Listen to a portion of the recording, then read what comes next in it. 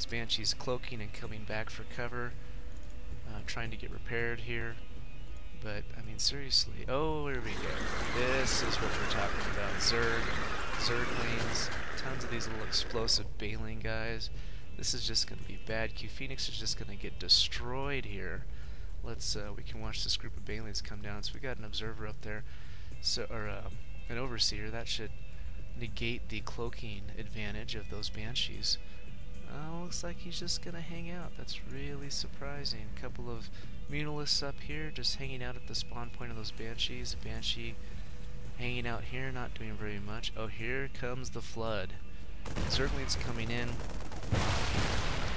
to siege tank range. They really need to move out here and just go ahead and attack. Baleens splitting back. They really just need to go into KoolGUY coming in, annihilating those Marines. Didn't even have a chance to shoot. Banshee's hanging back here, probably not doing much damage. All the units are over here. Missile turrets are going down, and looks like this command center is going to go down as well. CuePhoenix starting to bring in some units, starting to bring in these Banshees. They're going to clean these Zerglings up, and Zerglings just hanging out apparently. And a couple of parting shots. But here we go, back to 1 base Terran, 3 base Zerg. This is going to be some trouble for Zerg. CuePhoenix looks like he's understanding that he is completely destroyed at this point. Let's take a look at his vision and see what he can see. So he knows that Zerg is on 2 base at a minimum. Gonna have to send in these Banshees, try to do some damage. Does KoolGUY have Spore Crushers? Looks like he was trying to build one. He's got one here, but one is not going to be able to cover this entire base. Just a couple of Queens. You know, he needs to build a bunch of Munilists. He can build, he's got 700 gas here. He can build 7 Munilists and take these out, especially with those overseers. But CuePhoenix, ugly peasant, doesn't really need to float here. Here he is coming in, just wreaking havoc, and there's, oh, there we go, counterattack by KoolGUY. He should be able to do this multiple times. He's up to 5,000 minerals. He could just send in a ton of Zerglings at the first shot to kind of clean this up, send in a second set to clean up the space.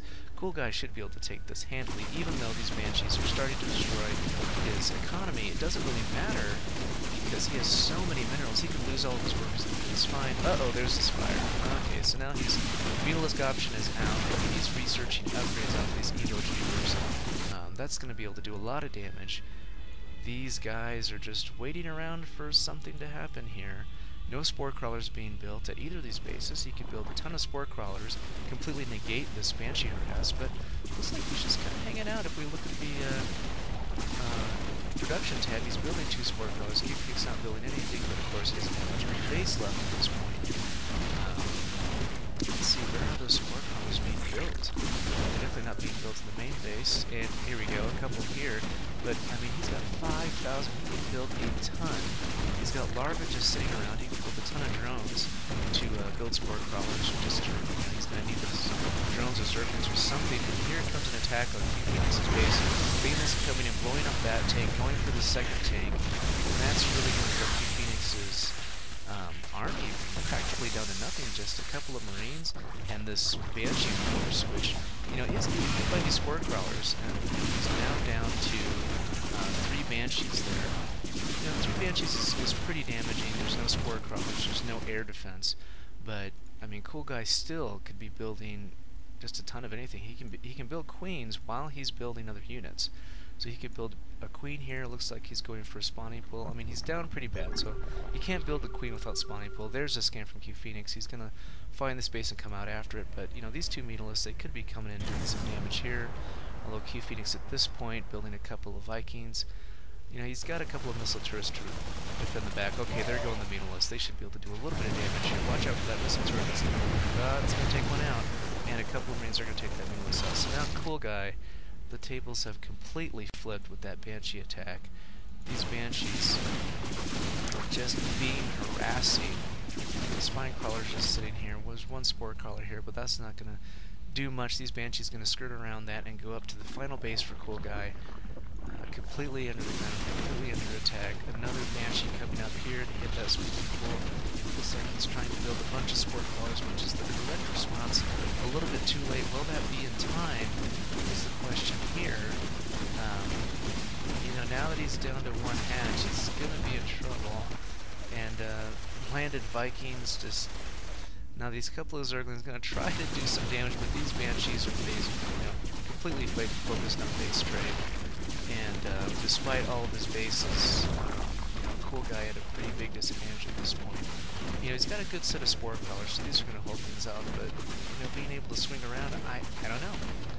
And he decides to GG, and that's a good game from CoolGUY. So a little disappointing on the Zerg front. CoolGUY having an amazingly commanding lead. If we go to the summary screen, we can see that CoolGUY spent an exorbitant, much higher number of resources than CuePhoenix and building more than double the workers, but just wasn't able to turn that macro game around and macro on the side of building an army and sending that army in over and over and over again into the Terran base. As we saw about mid-game, CoolGUY could have taken out CuePhoenix before he had come up to his expand, or while he was expanding. He had those changelings inside the base to see everything that was going on, and just a real surprise for CoolGUY, and a real surprise for CuePhoenix. He really should have ended that 8-game versus Lurg winning streak there. But yeah, Zerg, it's a difficult race to play. The whole macro economy, and then swinging the pendulum back to macro army, and then just continuing to pound with that army. Keep sending in units over and over and over again, and keep harassing and punish the Terran as soon as he gets out of his first base. That's a pretty intense game. And here we can see CoolGUY. He's in silver, and he's 12, ranked 12, which is pretty good. But this game played in the early morning. Reflex is a little slow. You can tell I'm a little bit slower here on the casting here. But yeah, impressive game from CuePhoenix with a clinch turnaround win there. Could be a call for imbalance on the Banshee there. Zerg hating Banshees, but you can see there CoolGUY starting to smarten up there, building a ton of Spore Crawlers there at the end. He could have been building, as soon as he saw the first Banshee, he could have been building a ton of Spore Crawlers, because he just had so much money. But I'm sure he's rapidly improving on his game and will do much better in the future here and not give up these easy wins for him. Well, that was a great game and a good start to Season 3, and this is Starcraft Dad signing off. Talk to you guys next time.